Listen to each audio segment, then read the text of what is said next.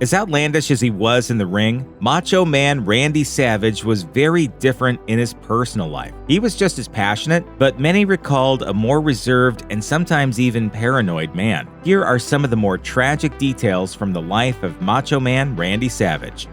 Wrestling is entirely about cooperative storytelling, but that doesn't mean wrestlers themselves have to get along. Many of the best matches have been between people who despised each other well beyond the normal face-heel dynamic. Savage had the misfortune of getting on the bad side of one of the biggest wrestling attractions of all time, Andre the Giant. Andre was noted for being especially aggressive with Savage, throwing him around the ring and pulling at his hair. Two reasons have been given for Andre's animosity towards Savage. The first is Macho's extensive use of baby oil, which helps muscled wrestlers stand out, but also makes them hard to grapple. Savage's brother, Lanny Poffo, told the Tampa Bay Times, Andre hated baby oil, but Randy wouldn't stop wearing it. He stubbornly said, Andre's gimmick is being a giant, and mine is baby oil. He never backed down from Andre, and they never got along because of it. The second, as recounted by Andre's daughter, was his zero-tolerance policy for steroids. And once he found out that the Macho Man stayed macho by using them, that was it.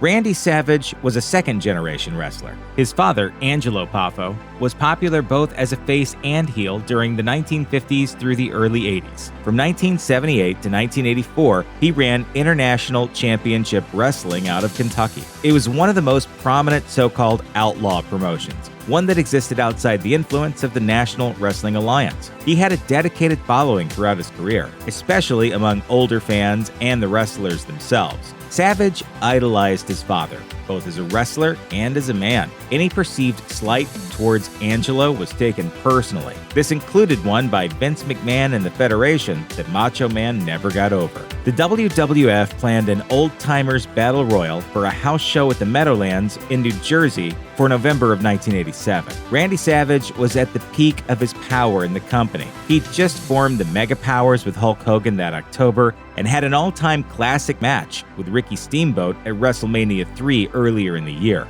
As such, Savage flexed his political muscles to get his father into the match. The day of the match came, and plenty of legends were part of it, but no Angelo Poffo. Lanny Poffo told Bleacher Report, Randy really loved Vince until the Battle Royal. He felt really bad when Al Costello, who was one of Dad's best friends in wrestling, said, Where's your father? He should be here. Randy never forgot about the Battle Royal. He felt guilty, like he should have done more.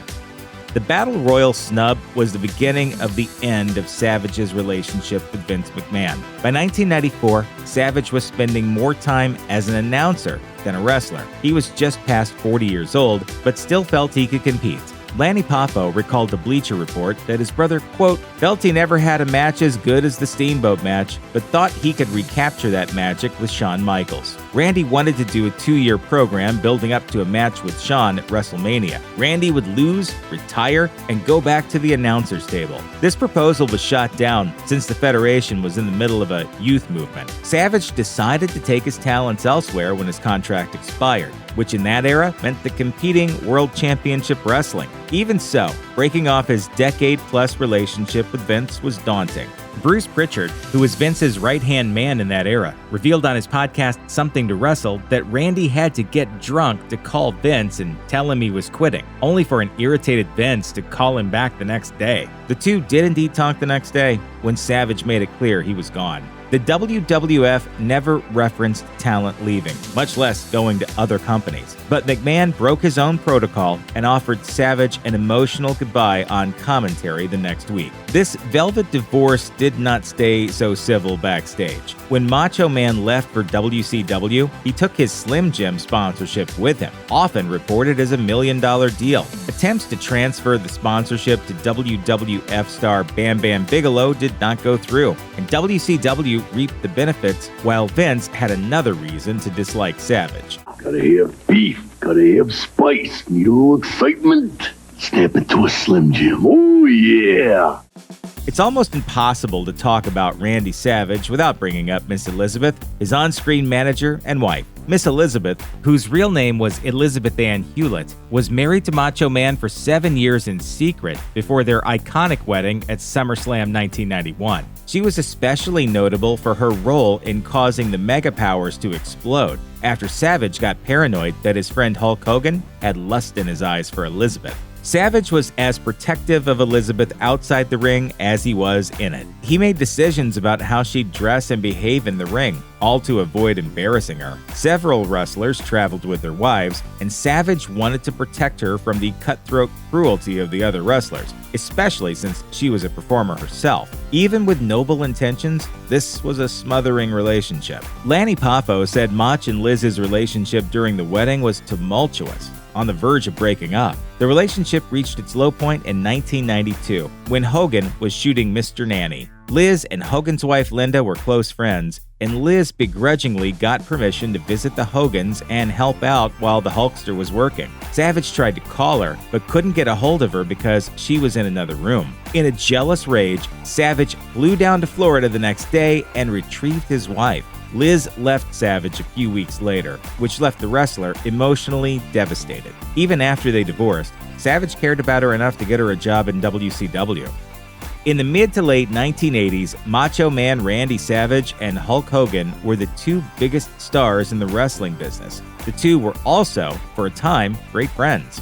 During the Dark Side of the Ring episode, A Match Made in Heaven, Linda Hogan said that their families often held cookouts and went over in-ring choreography. This all fell apart after the incident in Florida. Savage, in his paranoia, blamed Hogan for Liz leaving. Jimmy Hart said of Savage going to Florida to retrieve Liz, that was the beginning of the end for them, but the beginning of the end for Randy and Hulk too, because Randy always thought Hulk had something to do with it. I've been with Hulk for 39 years. Hulk had nothing to do with that. He was shooting the movie. Hogan and Savage reunited on a professional basis in WCW, even if Savage spent most of his time there as a second banana to Hollywood Hogan. Savage held much animosity towards Hogan during this time, which seldom got attention over the dozens of other train wrecks associated with WCW. Hogan claimed to WWE.com that he and Savage met by chance at a doctor's office a few months before Savage's death, and they reconciled.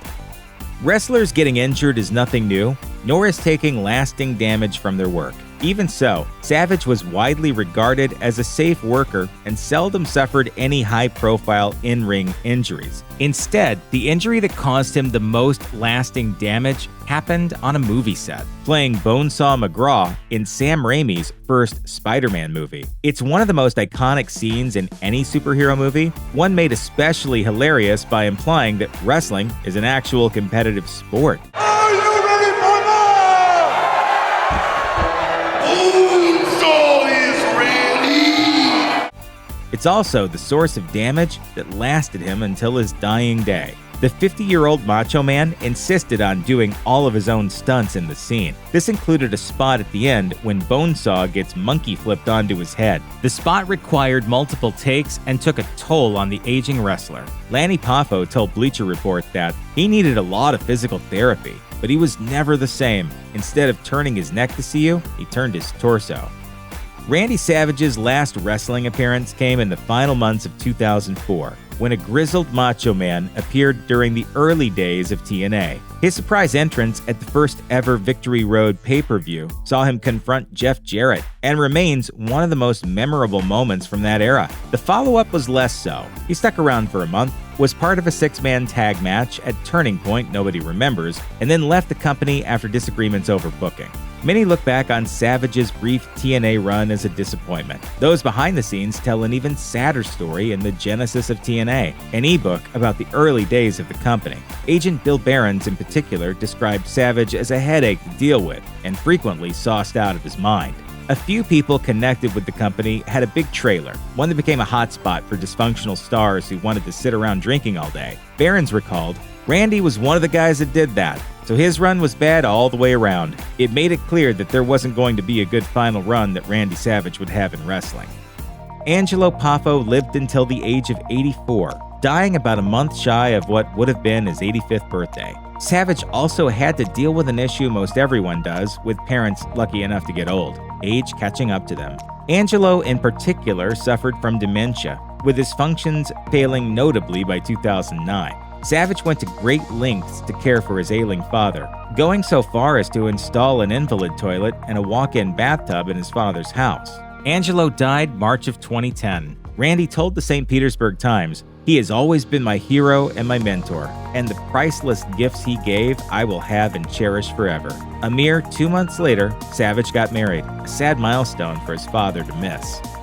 Randy Savage woke up on May 20th, 2011, not feeling all that well. His wife Lynn figured he might just need something to eat, so they went out to breakfast. On the way back, he lost consciousness, with his foot slamming on the accelerator. The car passed off the cement median into oncoming traffic, and Lynn quickly grabbed the wheel and swerved the car into a tree. She escaped with minor injuries, but Savage was declared dead later that day. The autopsy showed that Savage died of a heart attack from ventricular fibrillation. The death was likely quick and painless, even if it occurred at the most dangerous possible time. Casting a long shadow over his cause of death is Savage's alleged predilection for steroids. Heart disease connected to drug use has claimed many lives far too young in the wrestling business. While it's hard to say for sure that Savage's death was a direct result, it's hard not to connect those dots. It took Randy Savage entirely too long to get into the WWE Hall of Fame. He was the crown jewel of the class of 2015, an occasion made all the more tragic by the fact that it was posthumous. Part of the delay might have been some of that indeterminate heat backstage, but a bigger part was Savage's own wishes. After the Von Erichs were inducted into the WWE Hall of Fame as a family in 2009, Macho Man Randy Savage declared that WWE would have to take his whole family in as well if they wanted him. This was, of course, unlikely. Angelo was more of a star in the territories than any WWE-related property, and Lanny's run as the Genius was successful and well-regarded, but not exactly Hall of Fame-worthy. Lanny honored this wish after Macho Man's passing. In 2015, however, Lanny relented. He told Sporting News, "I had an epiphany when I was 59 years old in that I'm the older brother now. Now I get to make unpopular decisions. I'm not a Star Trek fanatic, but the needs of the many far outweigh the needs of the few or the one." Randy loved the fans, and so do I. And Randy not being in the Hall of Fame was a horrible thing to do to his fans. Lanny himself was the one who inducted his brother. Check out one of our newest videos right here. Plus, even more Looper videos about your favorite athletes and pop culture icons are coming soon.